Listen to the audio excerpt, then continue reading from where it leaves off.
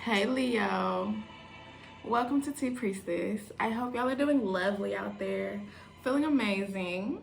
This is a check-in reading and the divine told me to tell y'all together, okay? All right, so we are going to see what the divine told me to tell y'all and then check in and whatever else or whatever, okay?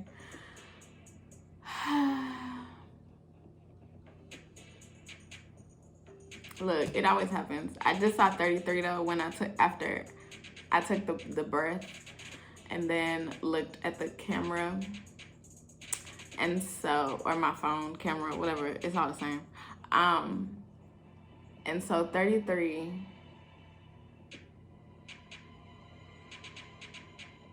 okay, well, the divine is telling me to tell you that there has been a plot on your life. That's like straight to the point, okay? There's been a plot on your life,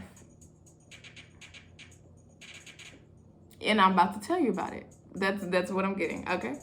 All right, so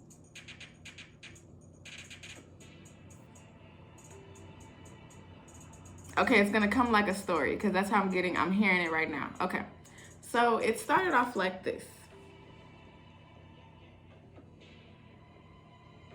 You were talking to some person online, okay? And in talking to this person online, they saw you and they liked you, okay? And when they saw you and liked you, they wanted to get to know you better.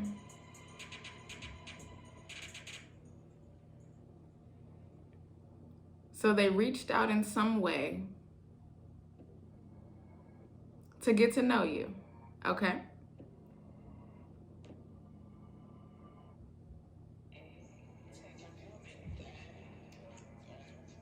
Whenever they did this, y'all were, conversing, talking, getting to know each other or whatever, okay? And so, whenever they thought they knew enough about you, that's when they started to plot on your life, okay?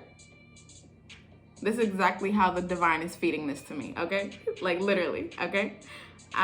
So that's when they started to plot on your life because they knew a little bit of information about you, okay? For them, it's like they thought that they knew your whole life story or something.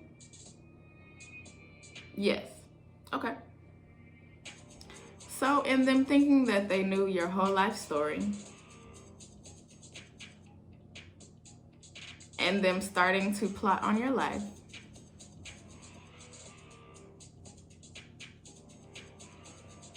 they created a plan that would stop your destiny. Because in the conversations that y'all were having, y'all, and I just heard last summer, okay? So in the conversations that y'all were having last summer, y'all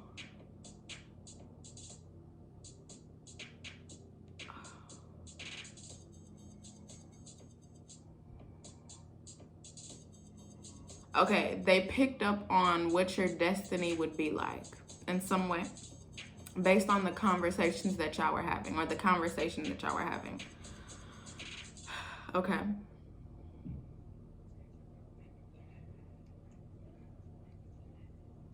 Okay. After the conversation, the divine, okay, like that, something that's a part of something, okay? That scream, I don't know if y'all heard that shit. But look, 444, okay, yes. So whenever they got this information, or okay, so they created a plan or whatever, and then or they started to create a plan based on your destiny, based on the conversation.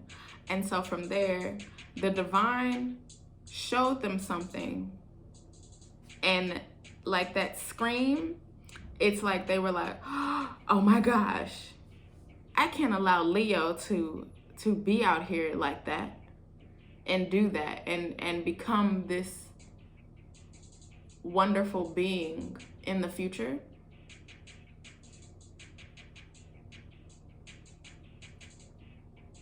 And so they got, I just heard that brother and sister, but siblings. So siblings to help to plot on you. Okay. And the plot that they came up with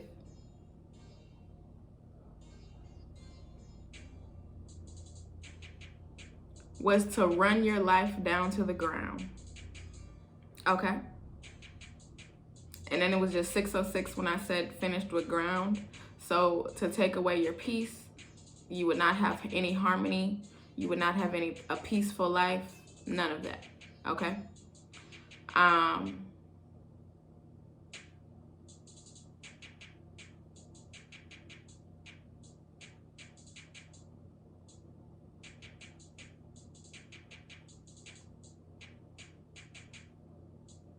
They worked diligently alongside other people digitally to run your life to the ground.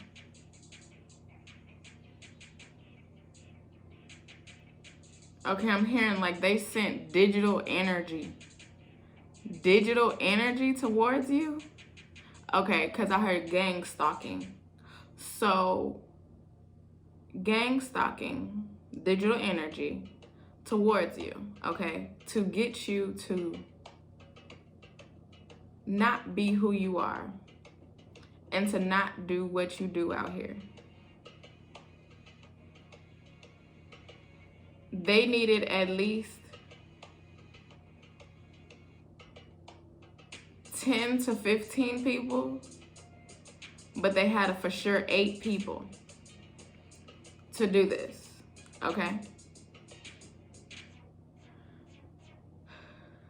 Okay. And so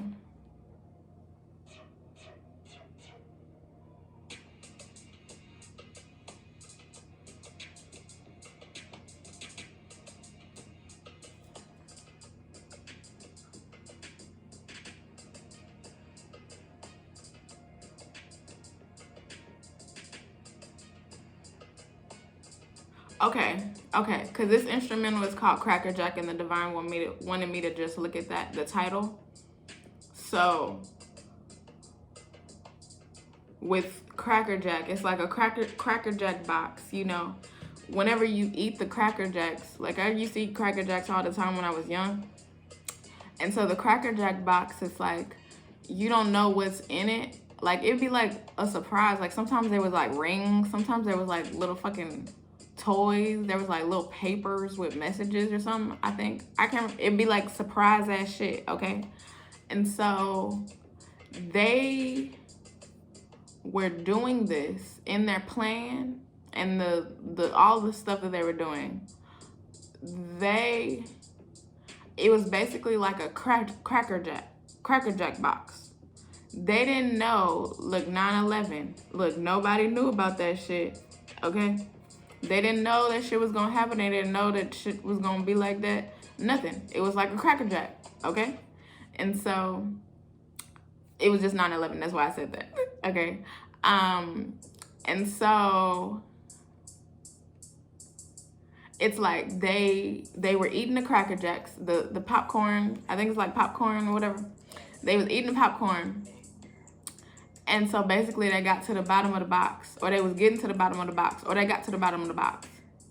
And then it was like, bam, surprise. And at the bottom of the box, they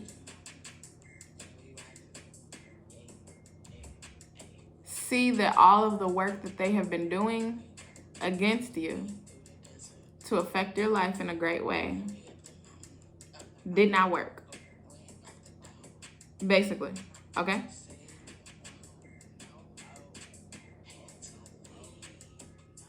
So they started to pile on a lot more of the digital energy, digital gang stalking. I'm hearing multiple accounts.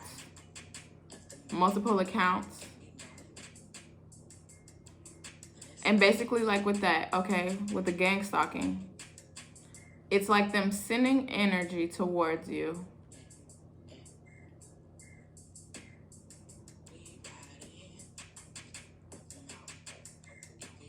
Okay, so recently I re-saw, and the divine guided me to see this, because I haven't seen it since like I was young, like the first time that it came out or some shit.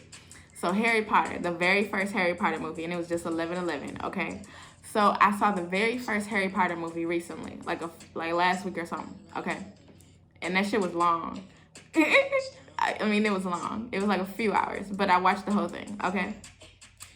And so this one part that's coming towards me is when they was playing Harry and all the other people, but they was playing the Quidditch game, okay? So right now, you're Harry Potter, okay? So you're Harry Potter, you're playing the Quidditch game, and Harry Potter had to get it's basically like a little flying, I can't remember what it was called, but it was like a little flying ass ball that flew, and it was the smallest thing, because he was the seeker, okay? Harry was the seeker. And so Harry had to go after the seeker. Like, that was his only job within the game, okay? And so the seeker, once they released it, it would just be flying around. But at first, it's like it'd be flying around somewhere where nobody could see it.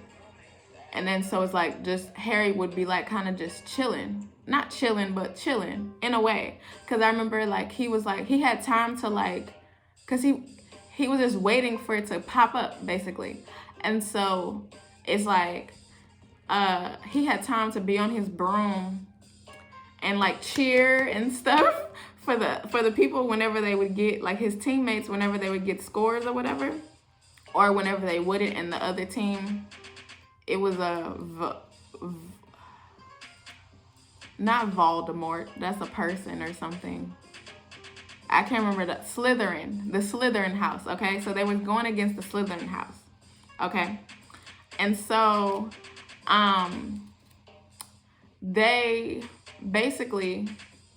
he basically had time to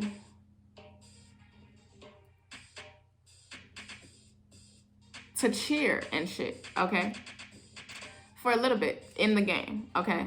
But then it's like once the ball showed the fuck up, then it was like this, like it just flew out and he saw it, and then the other seeker on Slytherin team also saw it, and so they started going after the ball together, okay? And so whenever they started to do this, it was like at one point within the game, Harry's broom started to fuck up. Like, it's like, and he had one of the best brooms that you could have, okay?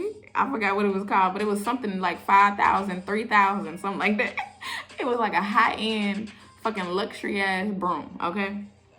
That one of his teachers or whatever, she got him for that and surprised him with that. And so,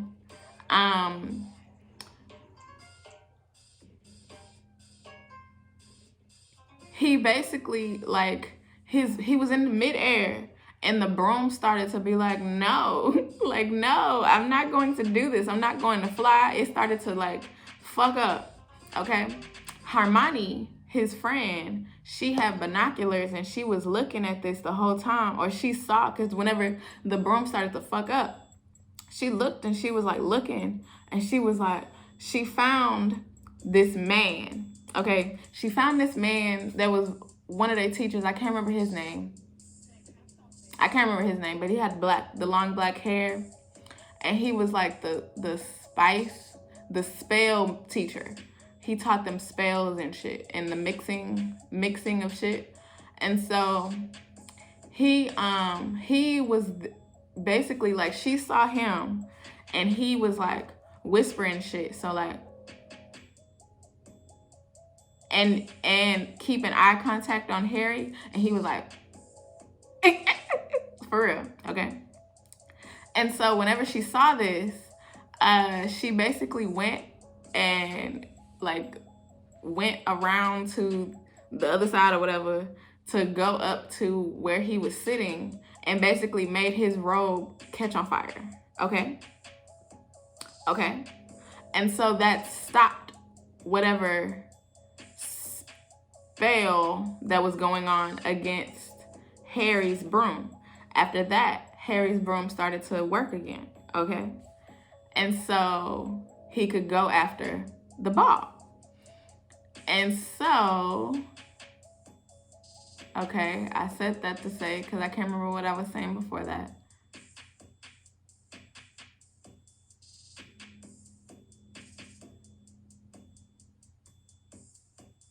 Okay, so the teacher, by the end of the movie, if you haven't seen it, look, it's been 20 years.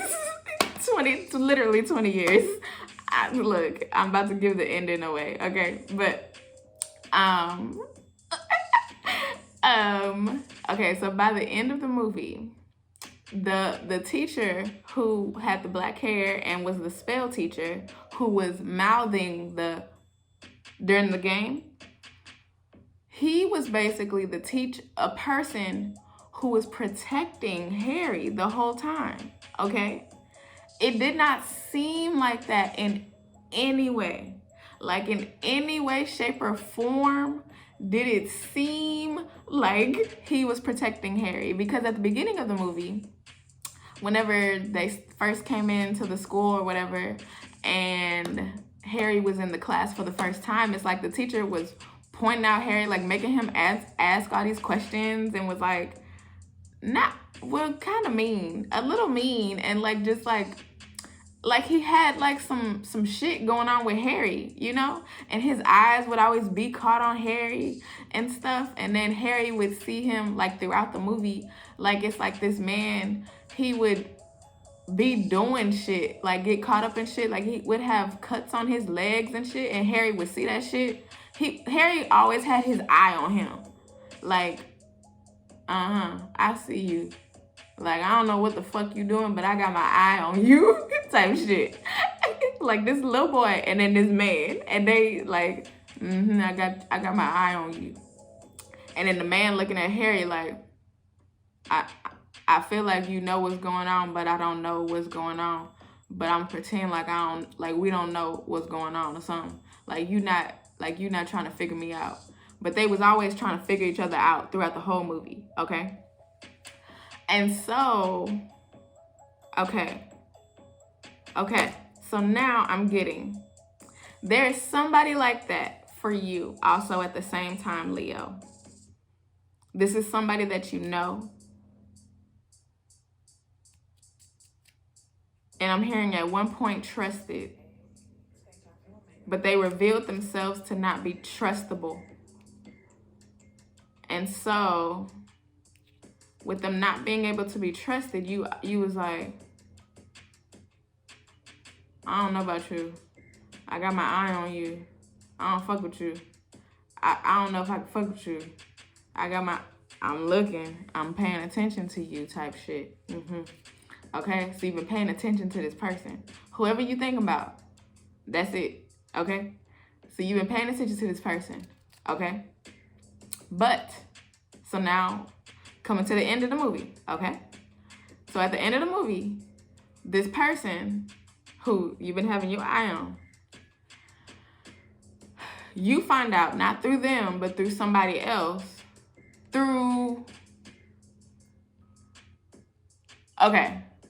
Okay, so at the very end of the movie, there was a whole ass, Harry went to it was like this dungeon type area of the school.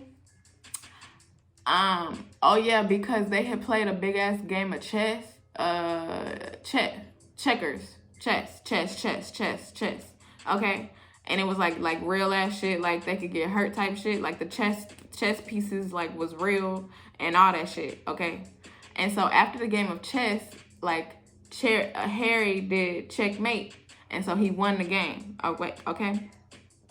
And so after that he had to go further, deeper, and deeper was this other teacher who was like, who would be like, whenever they would show this man, he was like stupid. Not stupid, but kind of stupid. Unsuspecting in any way of like doing evil shit, basically. And so, at the very end, like, cause the whole time, like, he was like scared, like he was a teacher or a man that presented himself as like scared of like evil shit, like all types of shit. And so by the end of the movie, whenever Harry went to the dungeon, at the very end, it was the teacher. And he was standing in front of this mirror, cause I said Voldemort for a reason, cause he moved, I think it was, no, it was not Voldemort. I can't remember, but maybe it's Voldemort. I don't fucking know. Maybe it's not Voldemort. I don't fucking know the names.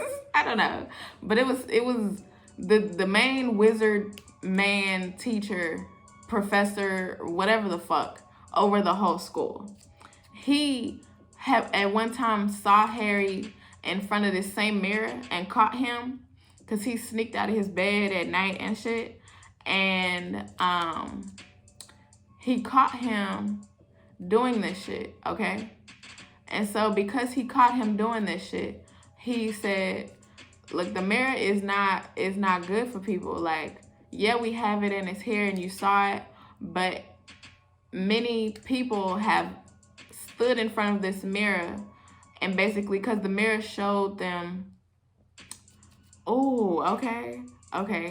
So the mirror showed them basically, like how I said at the beginning, like, see their destiny, or see,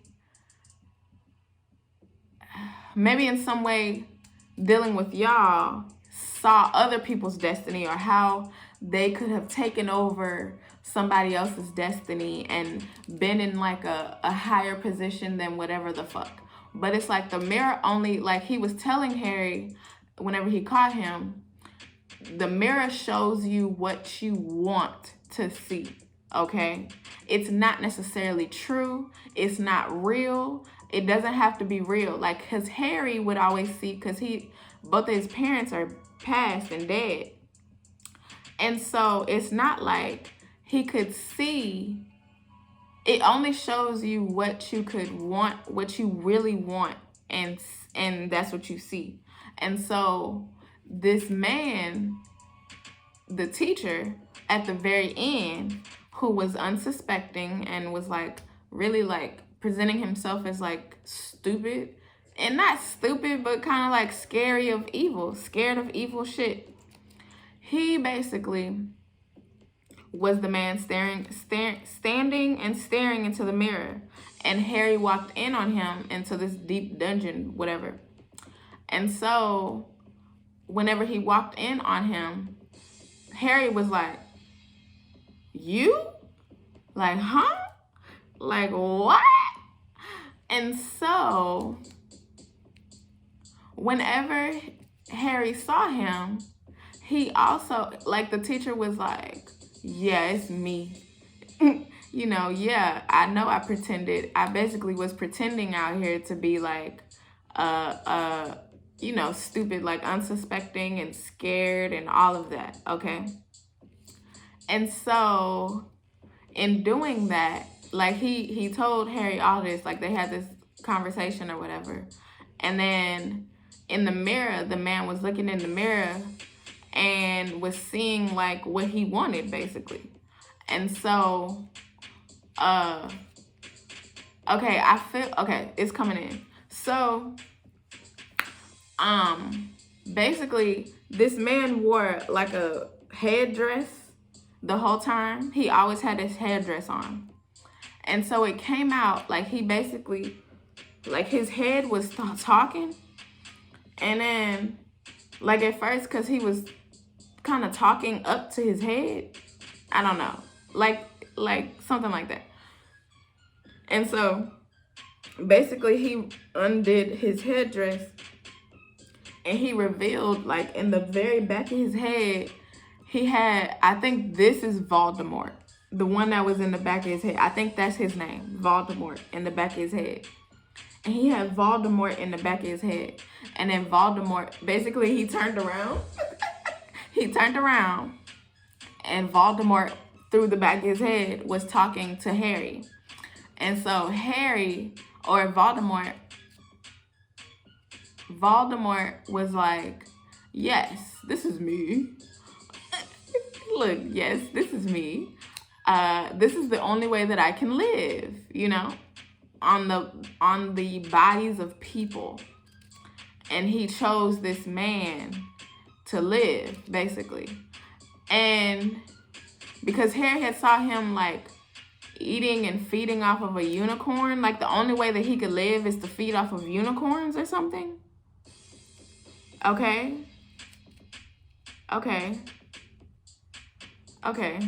So I'm also getting somehow, some way, you're like a unicorn, or maybe not, but you have like some very special blood, because he could only live off of unicorn blood, okay?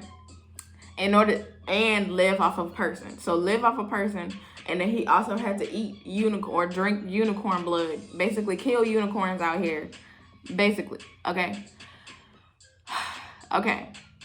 And so whenever the teacher man, or Voldemort on the teacher man, was talking to Harry, he was basically like, stand in front of the mirror, Harry, and show me where the Sorcerer's Stone is, because that's what they was going for. That's what they wanted, because the Sorcerer's Stone would bring Voldemort back into like real life, like a real body, okay, and have his own body and not be attached to somebody, okay. And so basically it's like Harry went and stood in front of the mirror, and the mirror showed Harry that he had the Sorcerer's Stone in his pocket. And Harry didn't know, but he felt his pocket and it was there. But he didn't know how it was there. And so Voldemort can just know things or something. And so Voldemort knew that the Sorcerer's Stone was in his pocket. And so he was like, he told the teacher man, go after Harry, like basically attack Harry. And so he started to attack Harry. Like Harry ran, but then the man was like choking Harry on the stairs or whatever. And basically Harry touched the man, like the man is choking him or whatever. Harry touched him. Whenever Harry touched him, his hand started to disintegrate. Like just from a touch, okay? And Harry was looking like, what? Like what? Like what? Like my hands can do that? Like what? And so basically Harry was like, okay, let's do it again. And he touched the man's face. And then the man started to disintegrate fully, which also killed the Voldemort person in the back of his head. Okay. So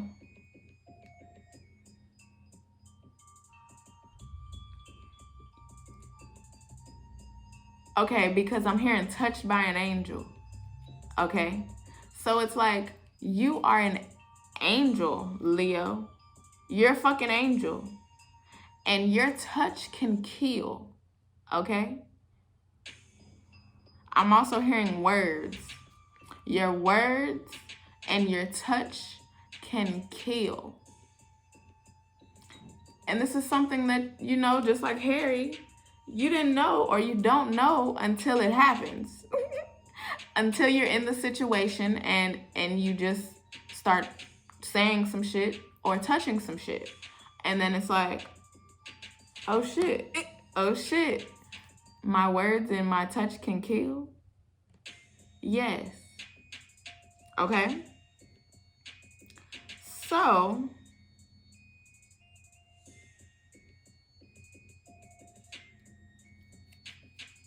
okay, I'm hearing your words or your touch or both have or will kill somebody. Look, I just have to be, that's what I'm hearing, and that's what I'm supposed to say, okay? Your words and your touch, and or if you don't actually touch this person, your words will kill somebody. Because you're an angel. And because they were out here fucking with your life. Okay? And this is a gift of love that God has given you. Because for you, your words are very powerful. Okay? But so powerful, you don't even know how powerful they are. Okay? And so, but they are given to you through love, because of love. Because at the very end of the movie, Harry was like, how do I have that type of power? And he was talking again, because he was in the infirmary or whatever. And the head of the school man, wizard man, came and visited Harry and basically was checking up on him.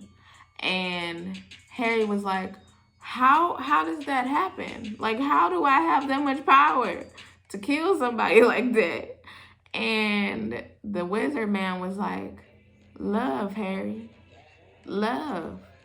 Like, you have love. Like, your parents basically gave you that much love. It's through love. So, okay, he said his mama, she basically sacrificed her life for Harry. And so she put all of her love, but also every gift and things that she had into Harry. He did not know this though, okay? Until a situation like this happened. And so the wizard man told him, so that's how you have, like, that's why you're so strong. That's why you're so basically amazing, because you have all of this love inside of you. Okay? Okay. So, Leo, I'm getting, you might have a parent who passed away, okay? And even though they passed away, they passed you all of the things that they had, okay? Every gift and talent and skill.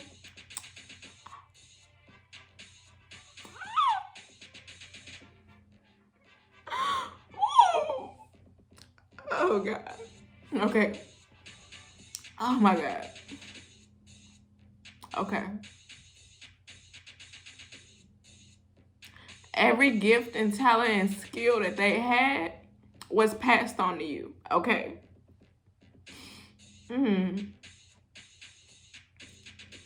And so you have every single thing that they had, and then some, that God gave you also. So not only are you strong, but you are strong. You are powerful, okay?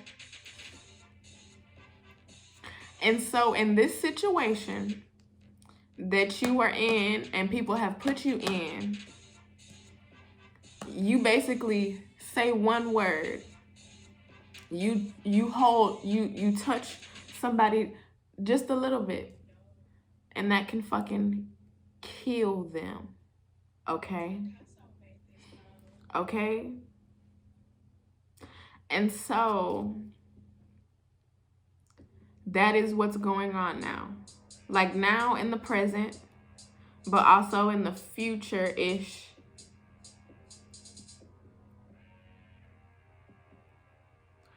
I'm getting within the next 6 months. Your words would have, look, and it's not to be scared or nothing. Your words would have killed somebody, okay? But it's because they fucked with you in your life, and because you are so powerful, and they did this against you. Basically wanted to fuck, because the teacher man, the teacher man and the Voldemort spirit man on the back of the man's head was willing to like kill and burn the fuck, because the wherever they was, the deep cavern cave, whatever, was like fucking on fire, and they was willing to like kill Harry Potter, okay? Like a whole ass child, they was willing to kill him right at the school, like just for this fucking stone, okay? And so it's like they was willing to risk your life on a large scale, okay? Okay, Leo? They was willing to risk your whole ass life just for something that could help them for just like a little bit. But they was willing to risk your powerful ass life for just a little bit of their getting their life. Just a little bit. Because they would not have been as powerful as you in any way. They would not have. Yeah, they would not be you, period. But they was trying to get like you, okay? And so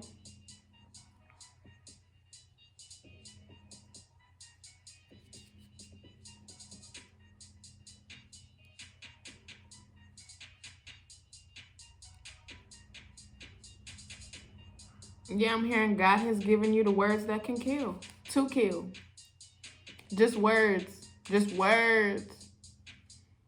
So within the next 6 months, you're going to see just what that does. And over the whole like school time, Harry uncovered like how powerful he was, basically. It's like he knew something, but he didn't know. He didn't know until like people started trying him, okay? So throughout this whole time that people have been doing something like this to you, I'm hearing within the last year, you have uncovered how powerful you are, okay? And so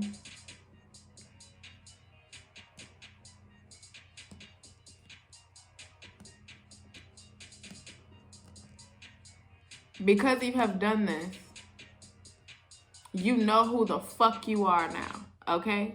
Because by the end of that movie, the first movie, Harry knew who the fuck he was, okay? He knew how powerful he fucking was, okay?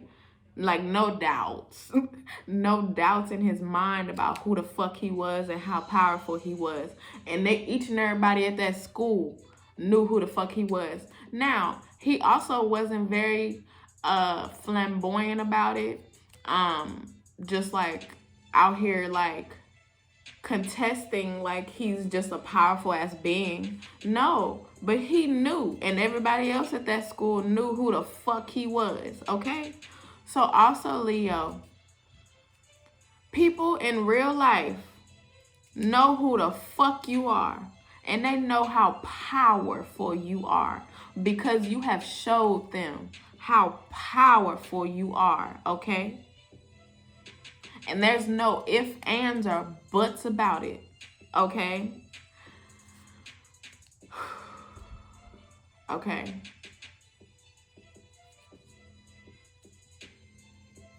And so, okay, I'm hearing check-in. That was a lot of kind of the divine told me to tell y'all, okay? So now check in. You're going to now get some insight from the divine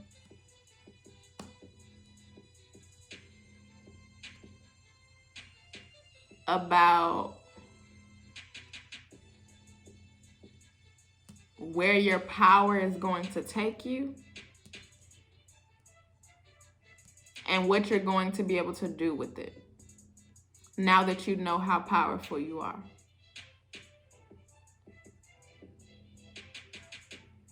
Basically, like to hone in on your power and your skills, because now you have uncovered all of your power and your skills. And so the divine is going to be working with you now to like understand them and know when to use them. Yeah, know when to use them and when not. And how to do that, basically. Whatever, something like that.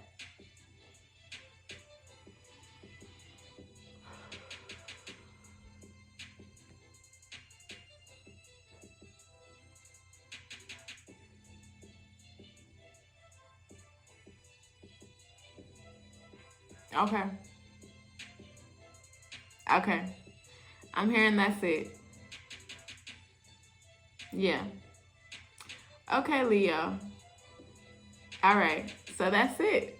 That's what the divine told me to tell y'all in the check-in. I hope that this helps y'all. I really do. I thank you for coming through. I love y'all. I appreciate you. I know I was crying with that, but I understand why. Like the divine be speaking to me through these, and so, things running through my head basically at the same time. My mother passed like 11 years ago, okay? And so the Leo placements in me, it's speaking to me, okay? Also at the same time. So, and I understand. I understand, and so that's why. Because I feel like I've been questioning a little bit about some things, and so the divine just gave me a lot of answers, okay? And so, yeah, that's why. So, I appreciate y'all. I love y'all. Remember, niggas for niggas. Check the description box, okay? Bye, y'all.